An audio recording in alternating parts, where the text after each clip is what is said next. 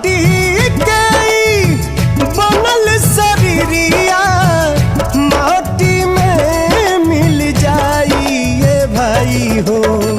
केहू कुछ लेके नहीं जाई, केहू कुछ लेके नहीं जाई ये भाई हो। केहू कुछ लेके नहीं जाई।